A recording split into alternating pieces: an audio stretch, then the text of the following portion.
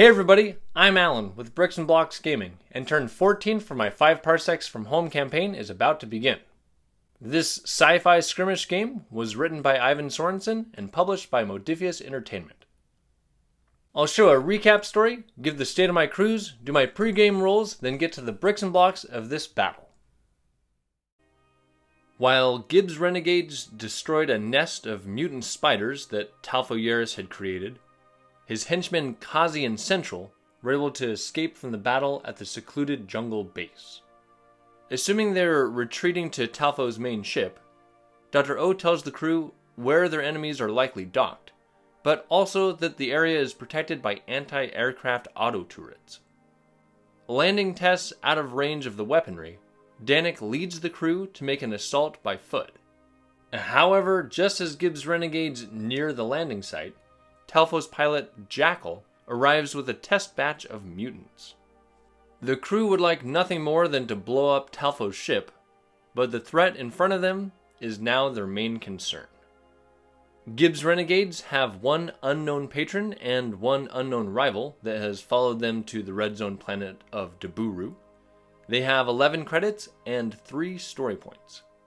Captain Danik Krall is carrying a blast rifle with a quality sight, a hand cannon with a laser sight, and a marksman's rifle. And he's wearing combat armor. He has 2 experience points after raising his combat skill to +3.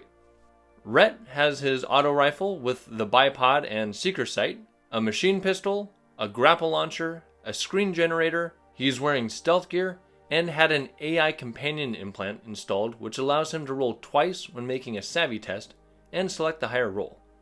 He has just 1 experience point remaining after increasing his reaction score to 3.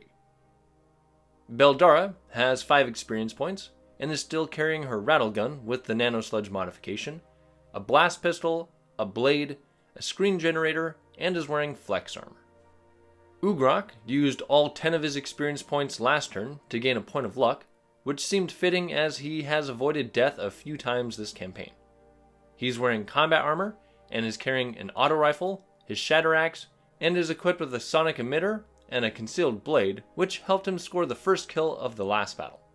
And he has a neural optimizer implanted to prevent him from being stunned. Baffy has 5 experience points. He's carrying his auto rifle with a tracker sight, a handgun, a blade, a screen generator, and an insta-wall. And he's wearing stealth gear. Dr. O has his hand laser with the shock attachment, a military rifle, and his displacer, and is still sitting at 4 experience points. And Charlie is equipped with his rattle gun, glare sword, and combat armor. To start out, there's no invasion that I need to flee, and I can't travel for 2 turns due to a campaign event at the end of last turn, so I'll go to upkeep. I have to pay 2 credits for my crew of 7, and now for assigning crew tasks, I'll start with Rhett and Ugrok going exploring. For Rhett, 48, and Ugrok, 53. So apparently Rhett and Ugrok both got a little distracted and ended up down at the local pub.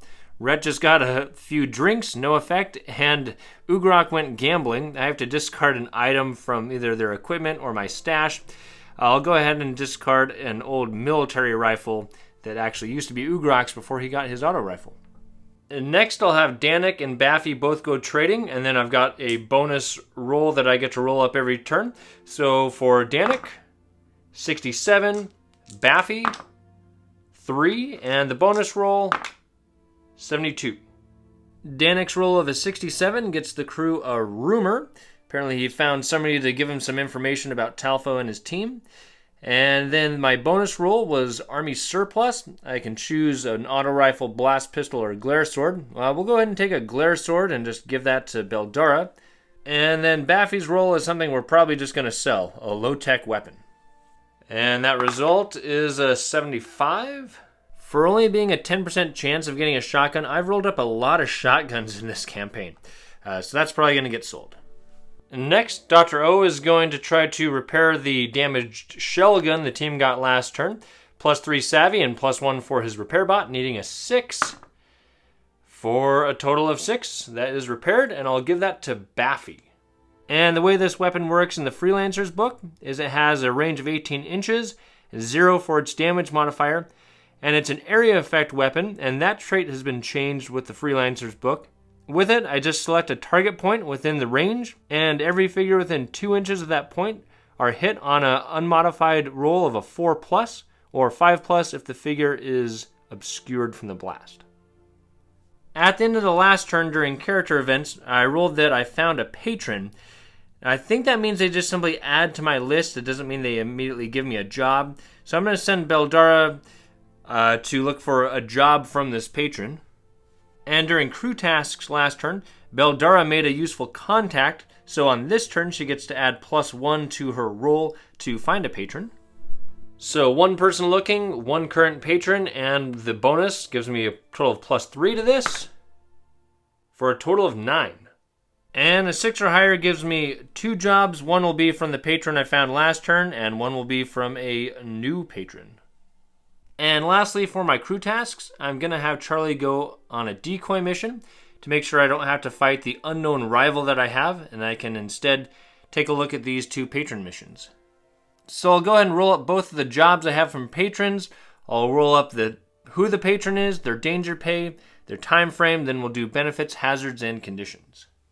For the first patron, we have a 10 for their danger pay, 8 their time frame, 4 their benefit, 3 hazard, 2 conditions, 7. And now for the other patron job, they are a type 7. Their danger pay will be 8. The time frame for their battle is 6. Then their benefit, 4. Hazard, 2. And condition, 3. So for the first patron, I rolled that it is a secretive group, which gives +1 to the time frame roll. For danger pay, I rolled an 8, which gives +2 credits if I complete the objective. For my time frame, I rolled a 4, which gets a +1 from this, so that's still just a 5 here for the first one, which means it has to be done this campaign turn. And then for benefits, hazards, and conditions, I rolled a 3, a 2, and a 7, which is nothing there. For the other group, I rolled up a 7 for a wealthy individual, and this one also rolled up an 8 for danger pay, so +2 there.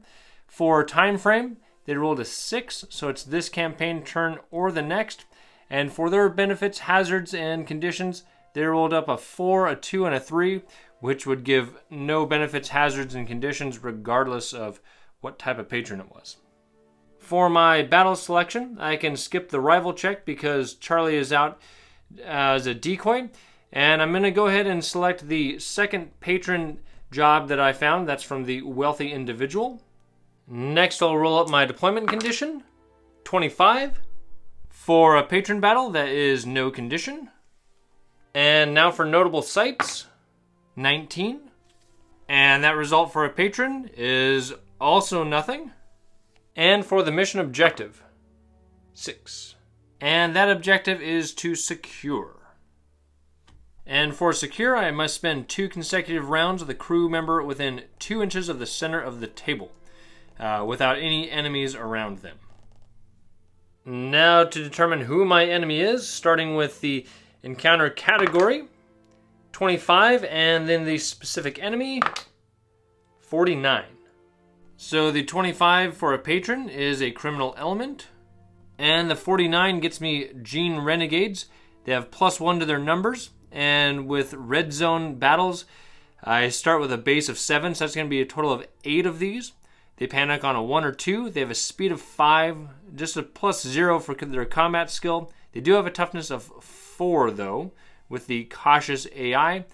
It says they're devotees of a post-growth genetic reconfiguration. They can take the form of everything from a woman with blue skin to cat bear people. So I think I'm just going to kind of make these maybe some mutants. I'll kind of make a weird hodgepodge of characters that I'll be fighting against. And they have alert. I'm -1 to seize the initiative against them. I'll roll up the weapons they get. The standards and the specialists. 4 and 3. So for the standard enemies, they're category 1, so that 4 gets them a military rifle. And for the specialists, they're category B, and a 3 gets them shell guns. And since I just got one of these for myself, I know those can be quite dangerous. So we'll see how well I do when they have 3 specialists with shell guns. And I'll roll to see if they have a unique individual with them. A 2d6 plus 1 for a red zone job, for a total of 9. And on a 9 plus, there is a unique individual. And normally I'd roll for that on this table, but I have a special plan for who this unique individual will be. I'll be facing off against one of Talfo Yaris's men, and I'll be facing 5 regular enemies carrying military rifles. One of them will be a lieutenant, and 3 specialists with shell guns, and one of them will also be a lieutenant. And then I need to roll a special red zone threat condition. A 2. Well, that's not good. Elite opposition. All opponents with combat skill of 0 are upgraded to +1. So that's essentially going to make all of the regular enemies just like the lieutenants. Only they won't have blades like lieutenants usually do.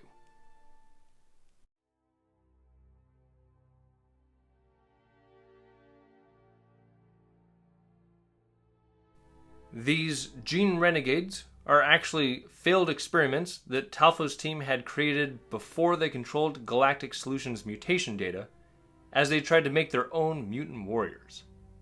The 5 over here are wielding military rifles, with the claw-armed woman being their lieutenant, and these 3 are wielding shell guns, with the little green guy being their lieutenant. Due to the extra red zone threat, all of these figures, not just the lieutenants, will have their combat skill boosted to +1, and the lieutenants will have blades as usual in addition to their guns. These warriors, bred simply to kill, will be trying to stop my crew and buy some time so Talfo's team can get their ship fully loaded and ready for takeoff. Since Kazi was injured in their last battle, Talfo's hotshot pilot, Jackal, will be leading the attack team. He has a speed of 7, combat +2, toughness of 4, and 1 point of luck. He's carrying an auto rifle, a blast pistol, which he'll switch to if an enemy is within 6 inches, a boarding saber, and he has a screen generator. He has heightened reflexes, which will allow him to act before my quick phase each round. Taking a look at the board, my crew has just arrived from the jungle over here on this side of the board, while Jackal and his mutants have arrived over on the other side. For the battle, I'll be playing on just the front half of the board. The back half is there just for some interest to show what else is happening at the same time. My actual objective is to secure the middle of the battlefield. I obviously don't have any computers or other things there that my team's trying to get to, so I'm saying my team's just essentially trying to get the high ground, and if they get that, then I can put enough suppression fire on the enemy to scare them off, and also put some fire onto Talfo's ship to maybe damage it in an attempt to take out Talfo's team. However, I'll probably be focused on just simply trying to annihilate my opponent. I'll start out the battle with trying to seize the initiative, and Gene Renegades have a special alert where I get a -1 to that roll. And then I get +2 for Ret Savvy, +2 for having 2 scanner bots, and +1 for being outnumbered, for a total of +4 to this. And with a 14, I easily seize the initiative. None of my crew members can actually see any of the enemies, so they're all just going to take a free movement. Everyone on my team has a move of 5 except for Baffy, who has a move of 7. They're all going to try to stay in cover so that, at least behind something, so the enemy can't see them. I'll make my reaction rolls. I can use just the 3s. I'll give those 3s to Rhett and Danik, but before they get to go, Jackal's fast reflexes allow him to go first. So he's just going to move forward a little bit, right up here into some cover. And for my quick phase, I'm actually going to have Danik just go into snap fire mode. He can kind of see down towards the enemy. And Rhett is going to move 7 inches around this plant over to right about here. Now going to the enemy phase, they're just going to kind of advance up the board here. This one with the military rifle will take some cover behind this tree. And these two will just kind of charge up the middle a bit. Suppose their lieutenant here will kind of follow. Maybe she'll spread out over here for some cover. And this one here, he's got some wings, so he's just going to kind of fly up here and hang out behind this rock to provide some covering fire and protect the high ground. And then these three here are going to move out this way. Starting with this one, as soon as he gets to right here, Danik can actually see him from clear down here, so he's going to fire his marksman's rifle at him. There's enough terrain in the way to say the enemy has cover, so Danik needs a 6 to hit, but he does have a +3 combat now. And a 6 with a marksman's rifle is actually a critical, meaning he gets 2 hits on him. They have a toughness of 4. One of them causes a stun, but the other one takes him down. So this guy runs out here and just gets immediately shot, which makes their lieutenant here kind of change his plans on what he wants to do. So he's going to move up over this way, having to kind of climb over some stuff to right there. But this lizard guy here, he's instead going to move right over here behind this rock. And he can see right over his fallen comrade down to Danik down here. And that's within range of his military rifle. Again, there's enough terrain to cause some cover. So the enemy needs a 6 to hit. They have +1 combat. With a 5, that misses. And then going back to my side of the board, the rest of my team's just going to kind of advance up the board a bit to try to get into some better positioning. Ugrok will move over here. And Beldara and Baffy are both going to kind of move this direction. She'll kind of come up here. And I'll roll up some reactions for the next round. I can use the 1s and the 4. So Danik will get my 4, and I'll give my 1s to Beldara and Rhett. First we'll have Jackal go. He can move and dash 9 inches right up over here, just trying to get up the battlefield a bit. Knowing now that their enemy have military rifles and shell guns, Danik knows it's going to be important to have their team spread out, and he also knows that he should take advantage of his long-range marksman's rifle. So he's just going to jump back here a little bit, right behind this barrier, where he can see all the way down here to this snake guy that just shot at him. And this is the same difficulty as his last shot, +3, needing a total of 6. That only gets a 5, so he misses. Next, I'll have Rhett try to take out that snake guy, so he'll move just around this corner where he can see down here to him and fire his auto rifle. Into cover, he needs a 6 with a +2 combat. First shot misses, that's not aimed, and the second shot, that one unfortunately also misses. I'll have Beldara over here just go into snapfire mode, and then to the enemies, this snake will start out by firing at Rhett. Rhett has cover, so the enemy needs a 6. They have a +1 combat, but Rhett is wearing stealth gear, which give them a -1 to hit from that distance, so the enemy needs a straight up 6, and that misses. And I'll just point out that with shell guns, the area effect says they have to select a target point within range. It doesn't say they have to see that point, but I'm not a big fan of games where you can just kind of shoot blindly over things, so for my campaign, I'm saying they have to see the point they're shooting at.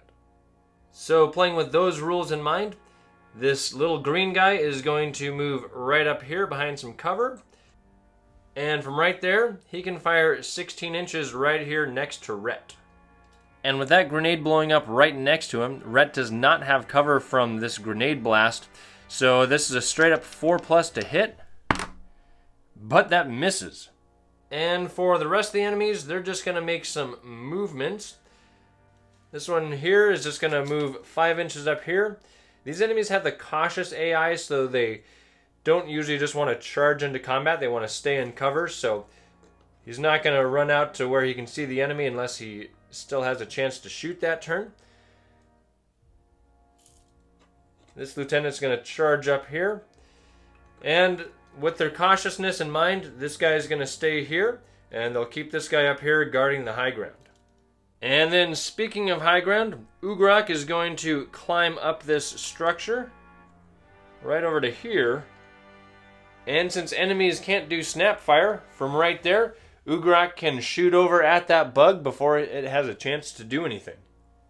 Shooting into cover, he needs a 6. He's got a +1 combat. First shot from his auto rifle misses, and the second shot, that one also misses. Next, Baffy is going to run over here by this outcropping. And from right there, he can see down to this cat guy, and he'll fire his auto rifle. Baffy, unfortunately, still has a combat skill of 0, so he needs a straight up 6. First shot, misses, and second shot, that one hits. Against a toughness of 4, just stuns him. But before I take the time to move him back an inch, Beldara, who didn't do anything during her snapfire, is going to move over here, kind of out in the open, where she's got a shot at the cat guy. She moved, so her nano sludge modification is canceled out by the heaviness of her weapon. First shot with a +2, needing a 6. That one misses. Second shot, that one also misses, not aimed. And the final shot, she hits with that one against the toughness of 4. That gives him a second stun. So now I'll go ahead and move this guy back 2 inches and give him 2 stuns. Danik took out one of the enemies this round, so we'll check for panicking on a 1 or 2. And one of them takes off. And that's supposed to be the enemy closest to their edge of the board, so that would be this bug guy. So apparently he went up there not just to fire at the high ground, but to try to stay in the back so he could easily escape. And since it's the end of round 2, I'll roll up a battle event, 93.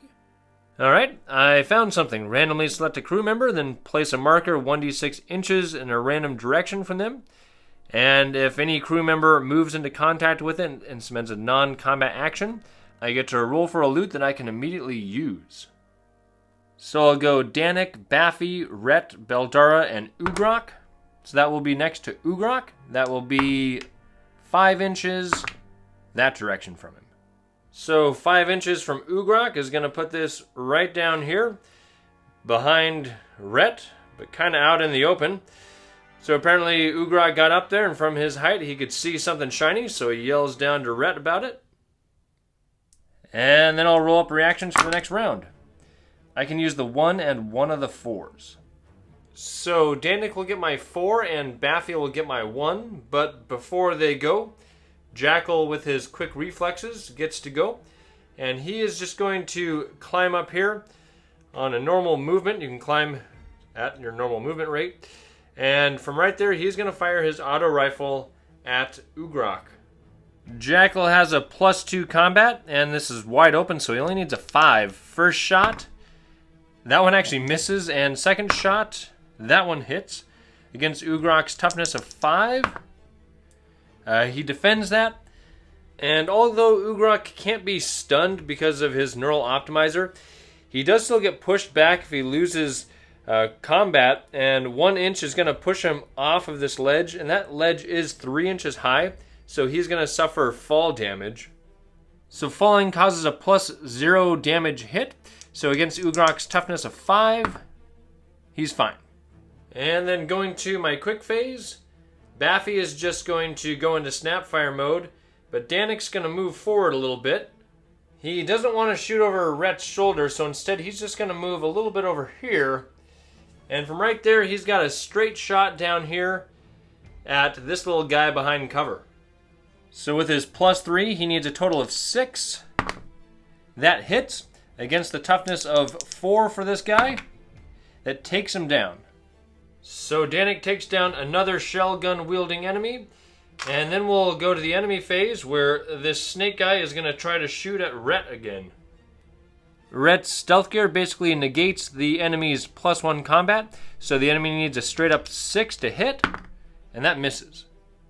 And going to the rest of the enemy, starting with this cat guy in the back, since they are cautious, he is just going to kind of run this way to get out of the line of fire, and then go down to 1 stun.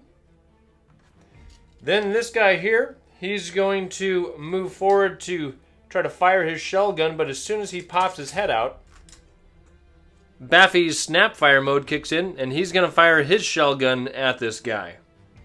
He'll launch this right beside the enemy so that there's no cover from the blast location. So Baffy just needs a 4 to hit, but that misses. I believe that would be aimed, however, because he didn't move. So firing again, he hits that time against the toughness of 4. He stuns him. So he gets pushed back 1 inch and gets a stun marker. And then we're going to go to their lieutenant over here. She's going to move over 5 inches to that corner. I'll change up the way she's holding her rifle there so she can fit. And from there, she's going to fire her military rifle at Baffy. Baffy's in cover, so she needs a 6, and his stealth gear cancels out the enemy's +1 combat. So needing a 6, that misses. And I forgot to mention that since this guy was stunned on a snap fire, he does not get to do anything this turn. So lastly, we'll have this guy climb 2 inches up and go about 3 inches over, right behind this bush here. And from there, he can see wide open down to Beldara. So he needs just a 5 to hit with a +1. That does hit. Beldara has a toughness of 5. She makes that, so she's just stunned. So Beldara is pushed back 1 inch, but instead of bothering with her stun marker, I'll just leave her where she's at, and going to my slow phase, she's going to fire her rattle gun back at the guy. I'll say that the movement from the stun makes the heavy properties of her weapon cancel out her nano sludge, so she has a +2 to this, needing a total of 6. First shot, that hits against toughness of 4. She takes the guy down. So Beldara is totally unfazed by that stun. She just pulls up her rattle gun, fires back, and takes this guy out. And then to continue the action up here on this rock outcropping, Ugrok's going to climb 3 inches up and 2 inches over to right here, where he now has a wide open shot at Jackal.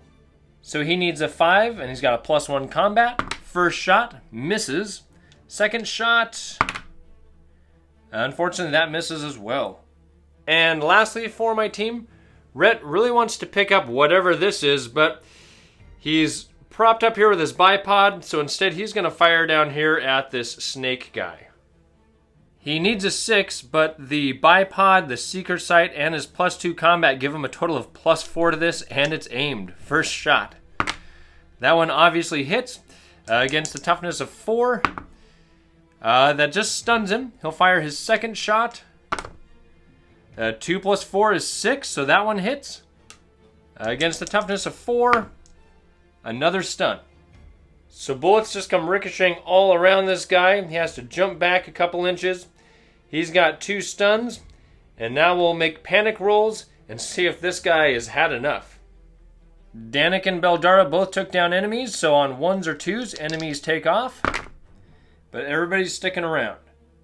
I'll go ahead and roll up reaction rolls. And I can use a 1 and a 4. Well, my team is still doing pretty well. I'm going to give that 4 to Danik and the 1 to Baffy. But first, we'll have Jackal. He's going to fire his auto rifle at Ugrok again. Wide open with his +2. He needs a 6. That's only a 4. And he'll fire his second shot. That one hits its mark against toughness of 5. That doesn't get past Ugrok's toughness. But he is knocked down again, and will take another possible hit from falling. So Ugrok once again takes a +0 damage hit against his toughness of 5. That gets past his toughness. Let's see if his armor can save him on a 5 or 6. Okay, his armor protects him. And moving to my quick phase, I'll start with Baffy, who's going to fire his shell gun right down here next to these two. Based on where that grenade's landing, these both only need 4s to hit. First against the red guy. That one hits against his toughness of 4. He takes a second stun. And now against their lieutenant, a 4 to hit. That hits against her toughness of 4. She gets taken out. So last turn she was kind of firing blindly down there to Baffy in his stealth gear.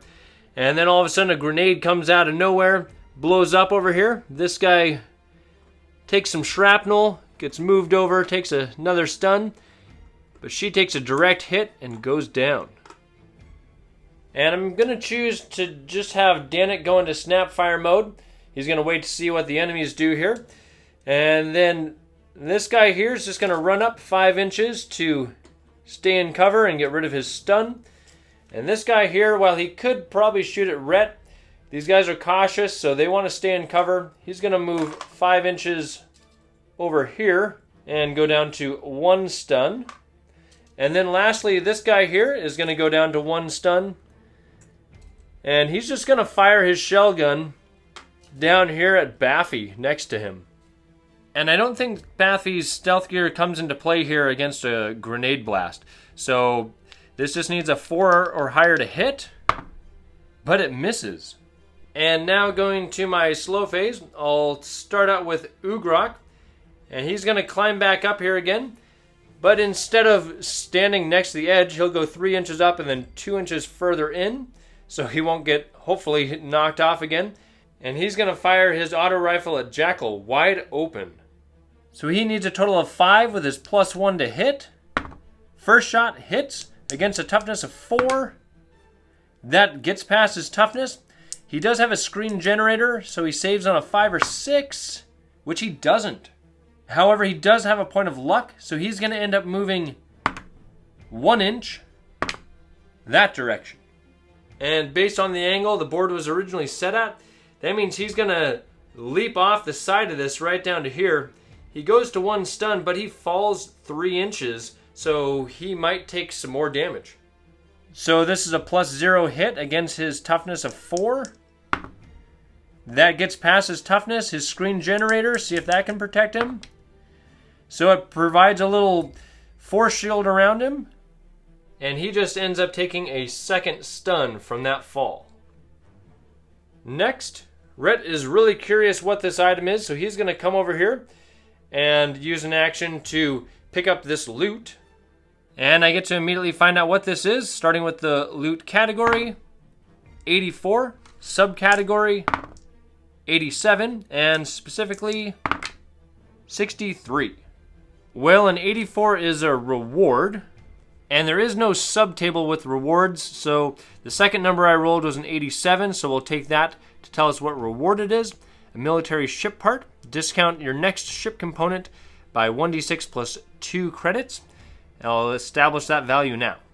So I can get a discount of 6 total credits. And unfortunately, it's not a loot I can use right now.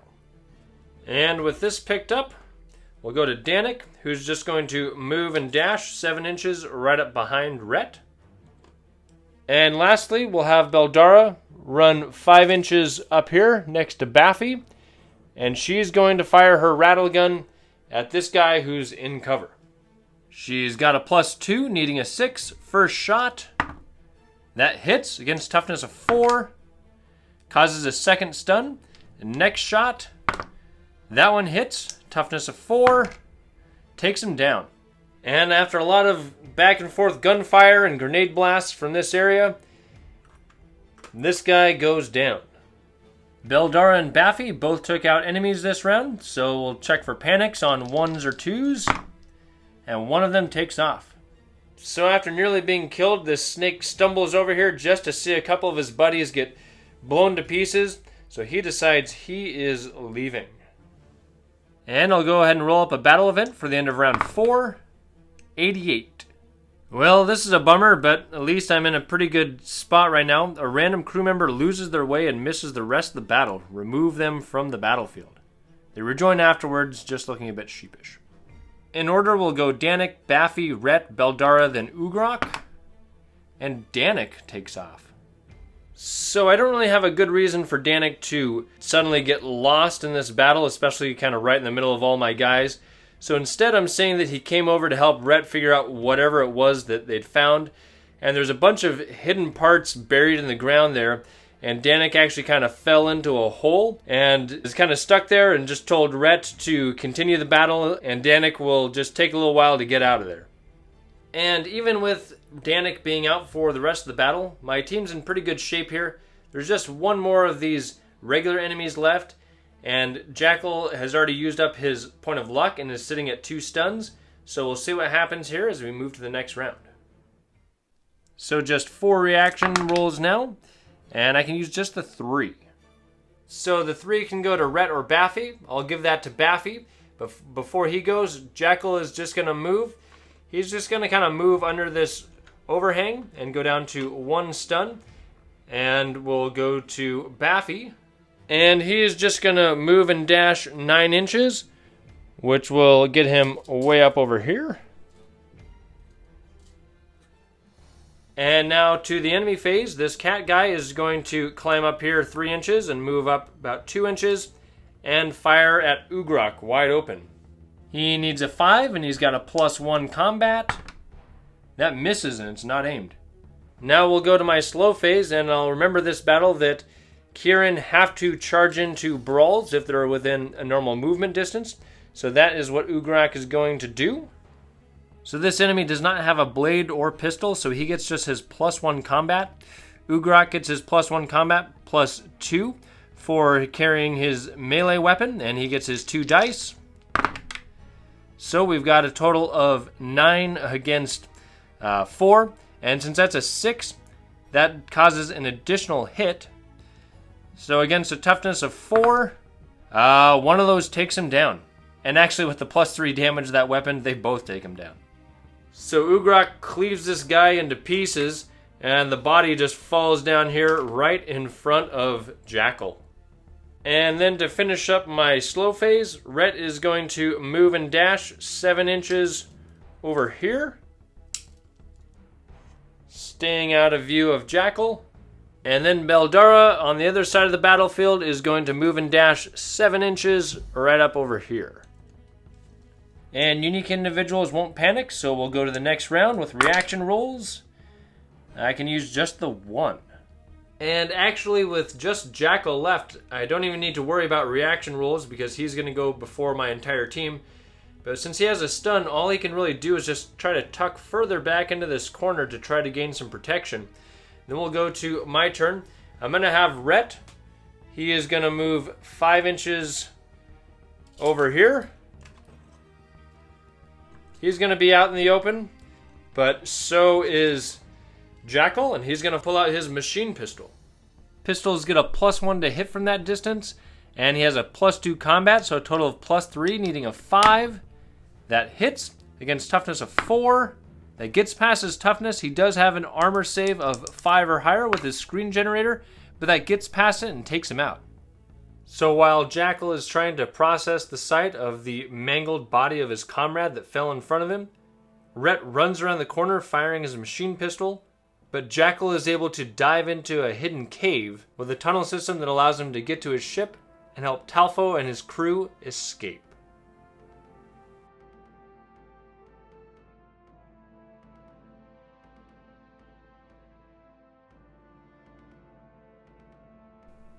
For my post-battle activities, starting with resolving rival status, since these enemies are criminal elements, I have to roll 2d6, and if either of those are 1s, they become rivals.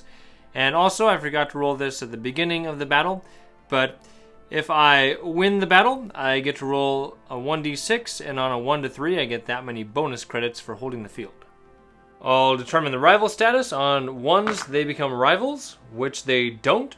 And then to determine if I get any bonus credits on a 1, 2, or 3, I get that many, and I get nothing. For resolving patron status, the job I took was not the job offered by my existing patron. This was from a wealthy individual, so I will add them as a second patron here on Daburu. This was not a quest battle, so I won't roll to determine quest. For getting paid, because this was a red zone battle, I get to roll 2d6 and take the best one to determine my credits. And since I won, any result of 1 or 2 gets bumped up to a 3, which doesn't matter because I'm getting 6 credits. And I get +2 danger pay for this patron job, and I'll roll up a battlefield find. 83. So that's either vital information or invasion evidence. Since this enemy wasn't an invasion threat, I get the first part of this, which is I can turn in this information to get a corporate patron automatically on this world. So apparently something down in those tunnels, or something Talfo left behind, has led me to one of Talfo's enemies that wants to help me out. Next, I'll make 2 rolls on the loot table for completing this red zone job. For the first one, the category is 35, subcategory 61, and specifically 77. And the other one, main category 12, subcategory 21, and item 11. So I'll show these out of order. The second thing I rolled up was a 12 for a weapon, then a 21 for a slug weapon, and then an 11 for just a handgun. The other thing I rolled up was a 35 for damaged weapons, which gives me 2 rolls on the weapon subcategories. So the first one that I rolled up was a 61 for a special weapon, and then the 77 is a clingfire pistol, which is damaged, and I'll roll up the second damaged weapon. Subcategory 58, and specifically 67. So that 58 gets me another roll for special weapons, and a 67 gets me another shell gun. These weapons are pretty good, but it'd be kind of cool to try out some of these other weapons, since I don't roll on this table very often. So I'm going to go ahead and burn through a story point and see if I can get something different. And that gets me 39. Alright, I think that was a good use of a story point. A 39 gets me a plasma rifle. And assuming I can get this thing fixed, it's got a range of 20 inches, 2 shots, and deals 1 damage. It's focused, which means both the shots have to go against the same enemy. It's piercing, so it negates combat armor, and it does overheat. And what that does is if the weapon is fired in the previous round, it gets 1 less shot, which isn't cumulative.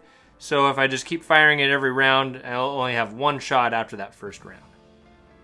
And that damaged clingfire pistol I have has a range of 9 inches, 2 shots, 1 damage. It's also focused, so the 2 shots have to go against the same enemy.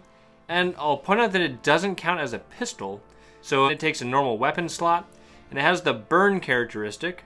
And what that does is non-robot targets that are hit but survive will move a full move in a random direction.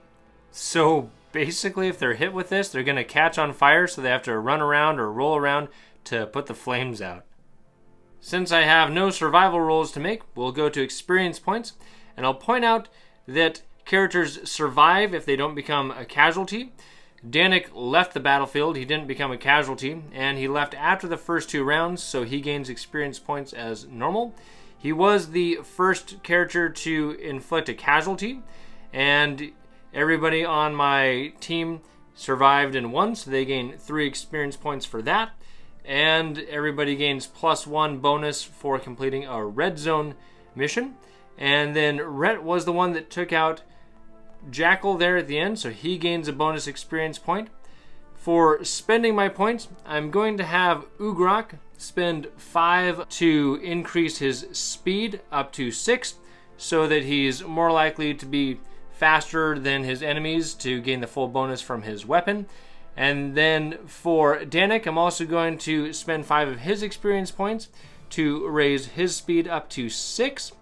And then I'd like to buy some luck points for Baffy and Beldara, but they're both short 1 experience point. And I'd like to increase Rhett's reaction, but he's also short 1, so that's all the purchasing I'll do there. I'm going to skip my opportunity to do some advanced training, and then I'm going to sell some items. I'll sell the handgun I just got, and the shotgun I got at the start of the turn, and the grapple launcher I got at the end of the last turn. And then I'm going to pay 3 for a roll on the gear table and 3 for a roll on the gadget table. The gear will be 69 and the gadget 48. The 69 for gear gets me loaded dice, and the 48 for a gadget gets me a nerve adjuster. The loaded dice let 1 crew member go gambling once each turn. It doesn't say when, so I'm just assuming this would be like a bonus during the crew tasks. I roll a d6, and on a 1 to 4, I gain that many credits, which could be good. A 5 is nothing, but a 6 means I lose the dice, and the character that gambles has to make a roll on the injury table. And the nerve adjuster, whenever the character is stunned, they get a 5+ saving throw to avoid that stun.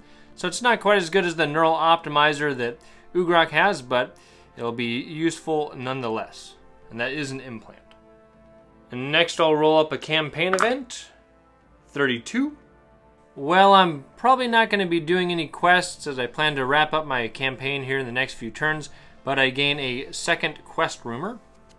And then for my character event, this will affect in order Danik, Baffy, Dr. O, Rhett, Beldara, then Ugrok.